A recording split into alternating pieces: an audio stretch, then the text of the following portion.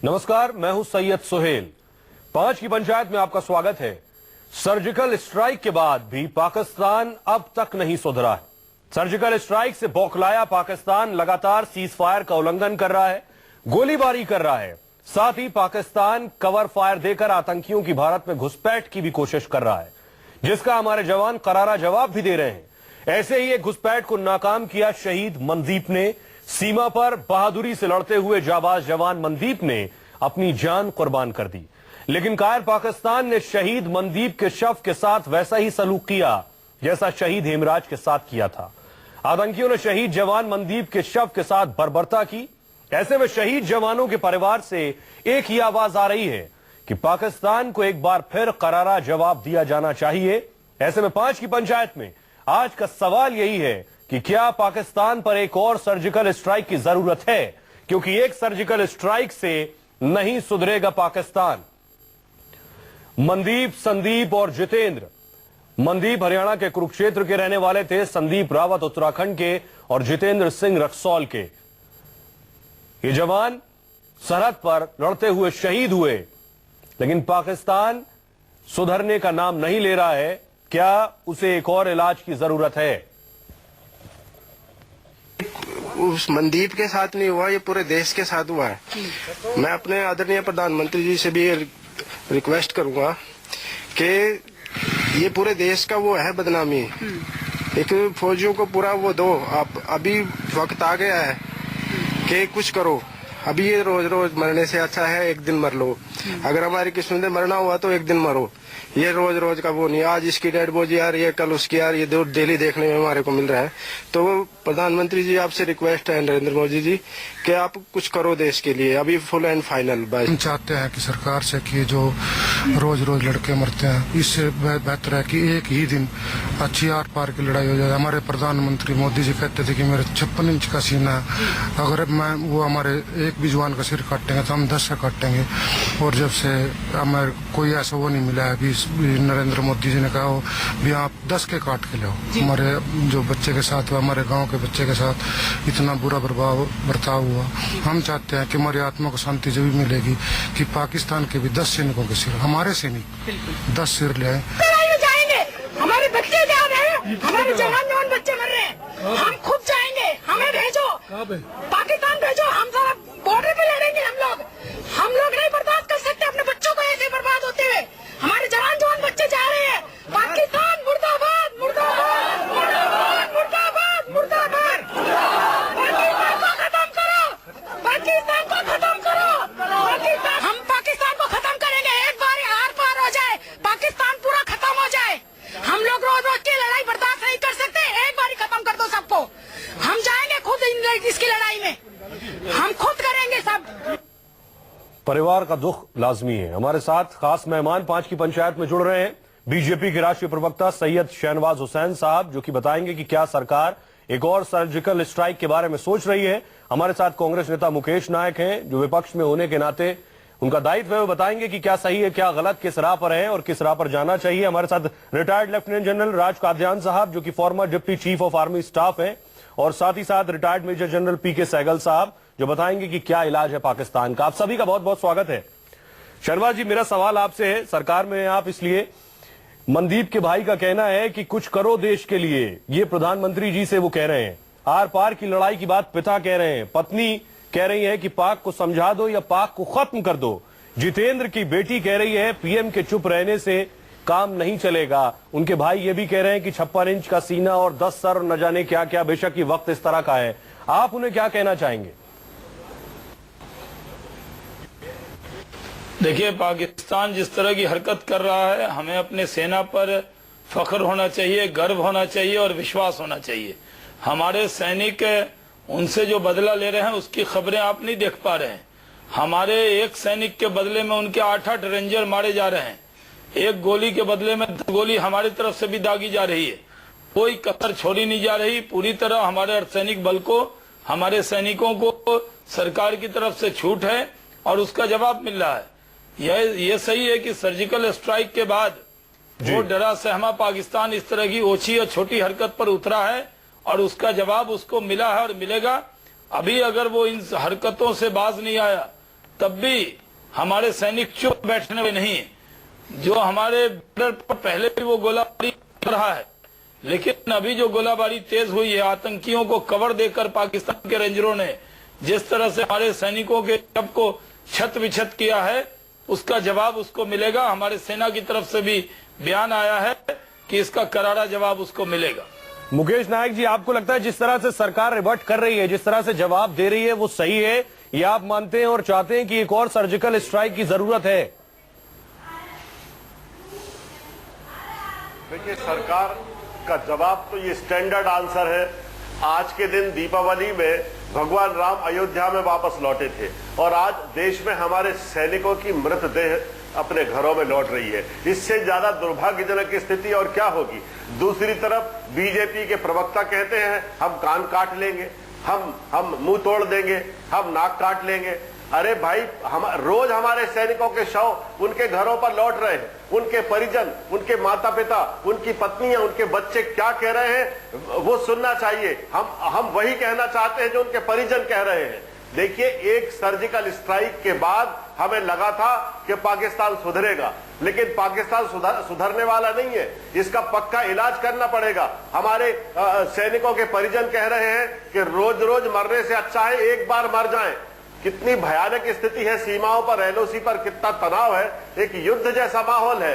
कुछ करने की आवश्यकता है, कुछ करके दिखाइए ताकि देश की जनता, हम सब लोग ये कह सके कि आप कुछ कर रहे हैं। मुकेश जी, तरफ शहनवाज साहब को ये भी बता दीजिए क्या कर सकते हैं। देखिए, करारा जवाब दीजिए। लिमिटेड सर्जिकल स्ट्राइक से अब काम नहीं चलेगा, एक थोड़ा व्यापक रूप देना पड़ेगा इसको।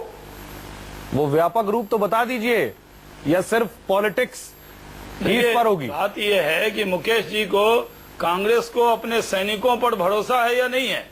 क्या अपने सेना के लोगों पर यकीन है कि नहीं? देखिए, या शहीदों के शव आ रहे हैं और राम जी के अयोध्या आने से उसकी तुलना कर रहे हैं?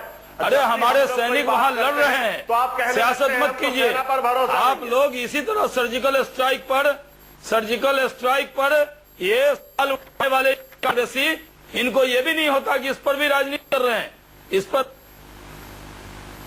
मुकेश जी, 26 सर्जिकल स्ट्राइक पर देश में आपने राजनीति की है, कीजिए। बीजेपी ने राजनीति की है सर्जिकल स्ट्राइक पर, और आप कह रहे हैं कि दूसरे लोग राजनीति कर रहे हैं। क्या बात कर रहे हैं? आप राजनीति कर रहे हैं। बॉर्डर पर हमारे सैनिक देश के लिए लड़ रहे हैं और कांग्रेस राजनीति कर रही है। आपको कांग्रेस इस हद तक जाएगी? क्या हमारे सैनिक अपनी जान की आहुति देकर देश की रक्षा में लगे हैं, और आप स्टूडियो में भाषण दे रहे हैं? बॉर्डर पे हमारे, आप चले जाइए बॉर्डर पे हमारे बॉर्डर पर जाइए और आपकी निकम्मी जाइए ना, कांग्रेस के नेता आइए बॉर्डर पर लड़िए। अगर सैनिकों पर भरोसा नहीं है तो सेना जवाब दे रही है। सेना जवाब, सैनिकों पर भरोसा है, हमें सेना जवाब पर भरोसा है। आप सैनिकों पर भरोसा तोड़िए। आप खून की सेना के परम को उनकी दलाली कहने वाले इस तरह की हरकत मत कीजिए। देखिए, क्षमा आप लोगों को, हमारे ये विषय। शहनवाज साहब, लेकिन न आपके पास जवाब है शहीद के परिवारों के लिए, न मुकेश साहब आपके पास कोई जवाब है जो शहनवाज साहब को बता सके कि आखिर वो करें क्या। बेशक 26/11 के बाद आपने भी कुछ ऐसा नहीं किया था। सहगल साहब, मेरा सवाल आपसे कोई जवाब नहीं कि आखिर क्या इलाज है पाकिस्तान का? क्या सर्जिकल स्ट्राइक एक, शहनवाज साहब आप सुन लीजिए, का बच गया है। शहनवाज साहब, सहगल साहब, क्या एक और सर्जिकल स्ट्राइक इलाज है? क्या इलाज है? एक मिनट लूंगा, एक मिनट लूंगा। कांग्रेस के प्रवक्ता चैनल पर उन्होंने कोई विवाद नहीं किया। उन्होंने कहा पूरा देश एक होना चाहिए, हम सरकार के साथ हैं, सेना के साथ हैं। अजय कुमार जी थे चैनल पर। जी, शहनवाज साहब हम ये भी बात करेंगे, कह रहे हैं शहनवाज साहब हम ये भी बात करेंगे कि आखिर खान की आहुति लगा रहे हैं, लड़ रहे हैं। आप इस तरह की बात है कि उनके मनोबल को मत तोड़िए। सेना के साथ है, आप कैसे सेना के साथ हैं? रोज हमारे देश में सेना के सैनिकों के शव लौट रहे हैं अपने घरों पर, और आप कह रहे हैं चले जाइए, सेना के साथ है। चले जाइए, सेना के साथ है, बॉर्डर पर जाके लड़िए, मर रहे हैं। हमारे सेना के पराक्रम पर शक है तो जाइए, कांग्रेस के वर्कर ले जाइए। शहनवाज जी, तू में से काम नहीं चलेगा। शहनवाज जी तू में मत कीजिए। मुकेश जी आपने 26/11 के बाद क्या किया था पूरे देश ने देखा है। अब आप इस तरह की तू में मत करिए डिबेट पे। जी सहगल साहब। वॉर जो है is too serious an issue तू मैं तो डिबेट से हट जाता हूँ। स्टूडियो में अगर डिस्कस आपको किया लगता है जाए। कि मैं तू मैं कर रहा हूँ। शहनवाज जी लोग आपको सुन रहे हैं। शहनवाज जी लोग आपको सुन रहे हैं। एक जवाब आप दे रहे हैं, एक जवाब नायक जी दे रहे हैं, बाकी मेहमान भी बैठे हैं। शहनवाज जी गलत बोल रहे हैं आप। बाकी मेहमान भी बैठे हैं, उन्हें भी सुन ले जो बैठे हैं बाकी। जी नहीं तो आप बोल दीजिए, मैं हट जाता हूँ, आप बोल दीजिए, मैं बात रख रहा हूँ उसको तुम्हें आप देखिए, लड़ाई जो है एक बहुत गंभीर मामला है जिसको स्टूडियो में नहीं डिस्कस किया जा सकता। मैं तमाम परिवारों को एज अ सैनिक के तौर पे बता सकता हूं कि हम बहुत बड़े पैमाने पर पाकिस्तान के साथ ऐसी कार्रवाई कर रहे हैं जिससे उसके होश उड़ रहे हैं। उनका वर्णन करना सही नहीं होगा। वो इतनी बुरी तरह से बुखला गया है कि वो अपने होश गवा चुका है और 30 नवंबर तक जब तक रहील शरीफ है इस माफिक की कार्रवाई होती रहेगी। लेकिन हमने क्या करना है, बड़े सोच समझ के और धैर्य से करना है। हम कूटनीति के माध्यम से पाकिस्तान के अंदर इस प्रकार की आग लगा रहे हैं, सिंध में, बलूचिस्तान में, गिलगिट में, पीओके में, फतह एरिया में, कि वो अपनी ही आग के अंदर पूरी अपनी एनर्जी को डिसिपेट कर रहा है। उसके पास हिम्मत ही नहीं होगी कुछ दिनों के बाद में हिंदुस्तान की तरफ देखने के लिए। आप देखेंगे कि उसकी मुसीबतें जो हैं कम से कम 100 से 1000 गुना बढ़ जाएंगी बलूचिस्तान में, पीओके में, गिलगिट में, फतह एरिया में। और साथ ही साथ कोशिश हो रही है कि कुछ अफगानिस्तान की तरफ से भी कुछ हो। ये सारी की सारी चाणक्य नीति के तौर पे की जा रही है। इसको ओपन में डिस्कस करना ठीक है। सहगल साहब मानते हैं कि ये दरअसल एक चाणक्य नीति का हिस्सा है। कादियान साहब, आप भी ऐसा ही मानते हैं या आपको लगता है कि हम उनके 40 मार रहे हैं, 20 हमारे जवान भी शहीद हो रहे हैं, ये इसी तरह से चलता रहेगा, ये कहीं रुकेगा या इससे बड़ा कुछ करने की जरूरत है? देखिए, पहले तो हमारी संवेदनाएं हैं उन परिवारों को जिनके नुमाइंदे शहीद हुए हैं। शहादत एक सिपाही की जिंदगी का हिस्सा है, लेकिन दुख जब होता है जब शहीदों के शव को पाकिस्तान बर्बरता से बर्ताव करता है। वो सभ्यता के खिलाफ है, वो जिनेवा कन्वेंशन के खिलाफ है। लेकिन ये भाषण पाकिस्तान को देने की कोई जरूरत नहीं। ये भाषण तो सिर्फ एक जिम्मेवार देश ही समझ सकता है। आज के दिन देश के सामने एक समस्या है, वो ये समस्या है कि हमारे पड़ोस में एक ऐसा देश है जो अंदर से खोखला होता जा रहा है, जिसकी आर्मी एक तरफ की भाषा बोलती है, पॉलिटिकल लीडरशिप की आवाज दूसरी तरफ जाती है और वो बॉर्डर पर ऐसी रोजाना हरकत करता है। सर्जिकल स्ट्राइक के बाद आज पूरा 1 महीना हो गया है जी। जो ही सर्जिकल स्ट्राइक हुई थी उन्होंने लाइन ऑफ कंट्रोल को एक्टिवेट किया था, वो हीट अप किया था। पाकिस्तान के पास ऐसी कोई क्षमता नहीं है कि कोई बड़ा काम करें। भारत को कोई बड़ा काम करने की आज तक जरूरत नहीं पड़ी है। जो वो करते आए हैं भारत उसका जवाब देता है। लेकिन मेरा एक और सुझाव है, पिछले 1 महीने से हम एक जिम्मेवार देश के नाते सिर्फ रिएक्ट करते हैं पाकिस्तान जब वायलेट करता है सीज फायर को। अब समय आ गया हम भी उसी भाषा में पाकिस्तान को जवाब दें जो भाषा वो समझता है। मैं समझता हूं पूरी लाइन ऑफ कंट्रोल को एक्टिवेट करें और जब भी पाकिस्तान उल्लंघन करता है हम उससे पहले पहल करें और उस जगह सीज फायर पे फायरिंग शुरू करें जहां हमको सूट करता है। उन हथियारों से करें जिसमें पाकिस्तान के पास इतने साधन नहीं है कि लंबे अरसे तक उसको सस्टेन कर सके। आपको याद होगा 2003 में दोनों तरफ से तोपखाने की फायर शुरू हुई थी, आर्टिलरी फायरिंग। पाकिस्तान में क्षमता नहीं थी कि उसको लंबे अरसे तक चलाए, तो पाकिस्तान ने सीज फायर मांगी थी। वो हालात दोबारा क्रिएट करें कि पाकिस्तान अपने घुटने टेके और दोबारा सीज फायर मांगे। उसको उसी भाषा में जवाब देना पड़ेगा, वो कीमत वसूल करनी पड़ेगी। आज 2 बच्चियों की आवाज हमने सुनी थी दूसरे चैनल पर, जो इतना दुख होता है, दिल को छू जाने वाले शब्द उन्होंने बोले हैं। और उससे भी गंभीर बात है, उन्होंने बोला है कि हम बड़े होकर पाकिस्तान से बदला लेंगे। अगर एक पूरी जनरेशन इस आक्रोश में पैदा हो रही है तो इसका पाकिस्तान को नोट लेना चाहिए। शहनवाज साहब, जो बात कादियान जी कह रहे हैं, क्या सरकार उसके बारे में सोच रही है कि इंडियन आर्मी रिएक्ट करती है जब उधर से कोई अटैक होता है? जरूरत है अपनी तरफ से भी पूरी एलओसी पर एक पहल करने की।